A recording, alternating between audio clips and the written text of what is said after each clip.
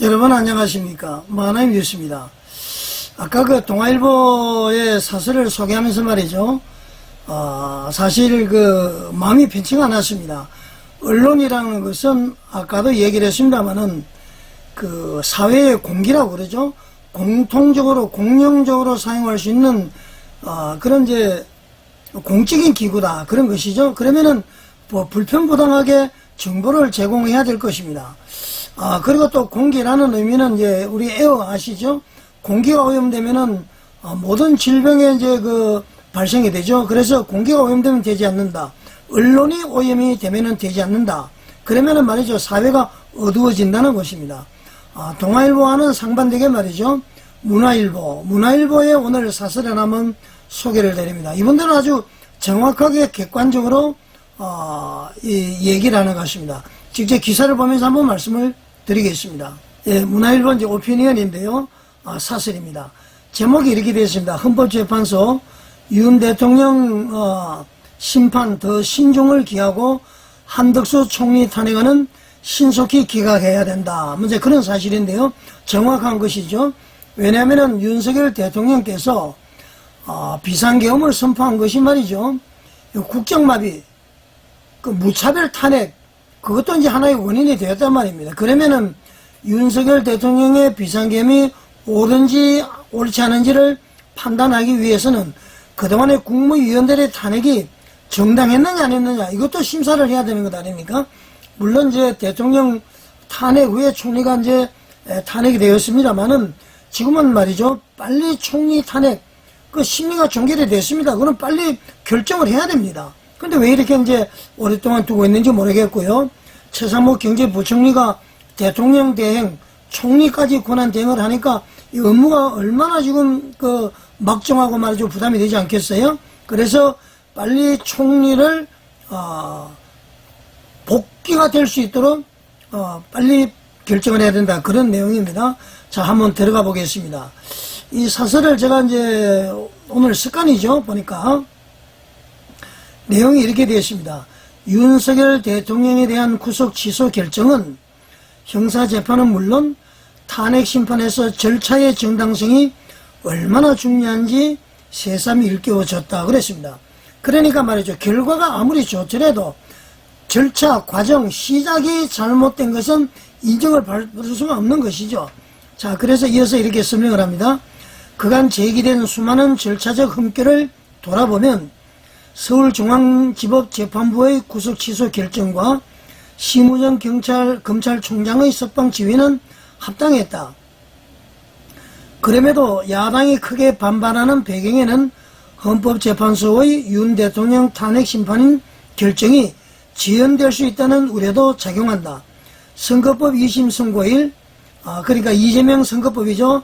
2심 선고일이 오는 26일입니다. 이거를 고려할 때 탄핵 소추가 인용이 되어서 조기 대선이 실시되면 선거일 이전에 이재명 더불어민주당 대표의 피선거권 박탈 여부가 대법원에서 확정될 수 있기 때문이다. 이제 그런 얘기입니다. 현재는 이미 친야 편향을 지정받는 등 신뢰가 붕괴 직전이다. 그러지 않습니까? 대부분의 헌법학자들은 헌법재판소를 신뢰하지 않습니다. 바로 하라고 그러죠. 그래서 내용이 현재는 이미 친야 편향을 지적받는 등 신뢰가 붕괴 직전이다. 사안의 실체와 절차에서 모두 완벽을 기하는 일이 무엇보다도 중요하다. 노무현 박근혜 대통령 탄핵 심판 경우에는 변론 종결 후 선고까지 각각 14일, 11일 걸렸지만 그런 전례에 구애받을 필요가 없다. 법리도 훨씬 복잡하다. 이렇게 지금 이 문화일보는 얘기를 하고 있습니다. 그리고 말이죠. 서울중앙지법은 고위공직자범죄수사처의 뇌란죄 수사 권한의 의문을 제기하면서 절차의 명확성과 수사 과정의 적법성 문제를 지적했다. 무슨 얘기냐면은 이게 그 문화일보의 얘기가 아니라 서울중앙지법이 그렇게 판단했다는 것을 독자들에게 그대로 알려주는 것입니다. 그것이 언론의 이제 기능을 제대로 하는 거 아닙니까? 그래서 헌재라고 해서 예외일 수는 없다. 현재는 윤 대통령 심리 과정에서 비상계엄 주요 관련자의 검찰 피의자 신문조서를 증거로 채택했으나 2020년 개정된 형사소송법 제312조에 따라 피고인이 그 내용을 인정하지 않는 피의자 신문조서는 증거로 쓸 수 없다. 그러니까 비상계엄 관련해서 구속된 사람들의 피의자 신문조서를 증거로 채택했지만은 피의자가 부인하면은 증거로 쓸 수 없다고 그랬습니다. 근데 그걸 지금 증거로 채택했죠.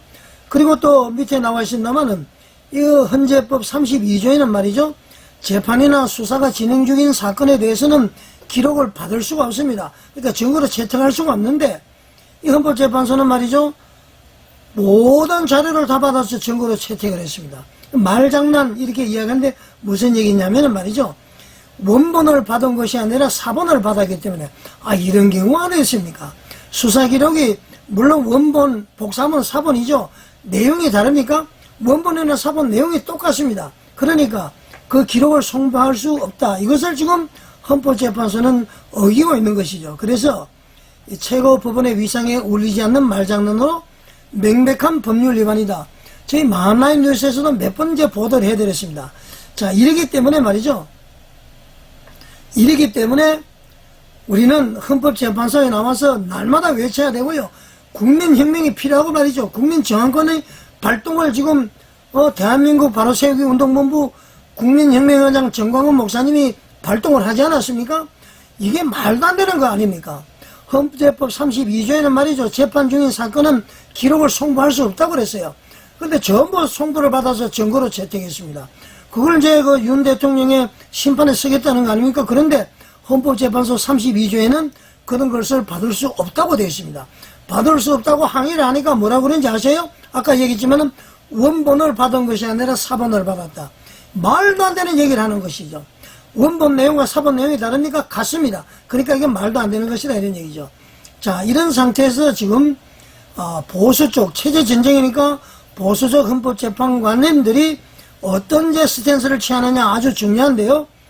참으로 걱정입니다. 그 다음에 또 문제에 대해서 제기를 하는데, 여러분도 아시겠지만은, 게다가 곽종건 전 특수전 사령관의 증언과 관련 민주당 측의 회유, 협박 정황을 보여주는 음성 녹취도 나왔다. 그래서 변론 재개도 회피할 이유가 없다. 그러니까 변론을 재개해야 된다, 이런 얘기죠. 다시 변론을 해서 이 곽종건이에 대한 진술, 이것을 다시 확인을 해야 된다, 이제 그런 내용입니다. 자, 그래서 이게 지금 문화일보는 말이죠, 그렇게 이야기를 합니다. 자, 이와 함께 지난해 12월 27일 탄핵 소추가 되고 2달 가까이 지난 19일 한 차례 변론으로 심리를 종결한 한덕수 국무총리에 대한 결정을 더 끌어서는 안 된다. 최재해 검사원장과 서울중앙지검장 등 검사 3명 탄핵안도 마찬가지다. 지금 전부 다 업무가 마비가 돼버렸죠. 특히 한덕수 전 총리에 대한 탄핵은 말이죠, 탄핵 소추 의결한 것이 과반이냐 200명이냐, 그게 이제 지금 다툼이 있죠. 헌재법 연구에 따르면은 200명이라는 얘기죠. 이거 분명히 각하가 돼야 되는데, 지금 빨리 업무가 정상적으로 가도록 해야 되는데 지금 그렇게 못하고 있다는 것이죠. 자, 여러분, 이걸 봤을 때에 이 문화일보는 말이죠, 법과 원칙에 따라서, 저는 이제 문화일보를 사실 잘 몰랐는데 말이죠, 이 신문이 아주 정확한 것 같습니다. 이 사실 그대로 말이죠, 객관적으로 당연히 그렇게 이야기하는 거 아닙니까? 그래서 서울중앙지방법원에 있는 그런 현재 내란 혐의로 구속되어 있는 사람들의 여러가지 사건 기록을 송부받아서는 안 된다. 근데 최재해 감사원장이나 서울중앙지검장이나 한덕수 총리에 대한 탄핵 결정을 빨리 해라. 왜 그렇게 머무르느냐. 그리고 말이죠, 윤석열 대통령에 대한 충분한 반론권을 줘야 된다. 그리고 특수전 사령관 정원도 이것도 다시 심사해야 된다. 이런 얘기를 주장을 하고 있습니다. 이것이 그야말로 말이죠, 제대로 된 사설이다, 그렇게 생각합니다. 자, 여러분, 참 괜찮은 신문을 봤습니다. 일단 문화일보 사설, 우리 보수우파 쪽이라기보다도 불편부당하게 사설을 게재했다, 그렇게 보고 있습니다. 자, 여러분, 이런 신문이 많아야 되겠죠. 시청해 주셔서 감사드립니다.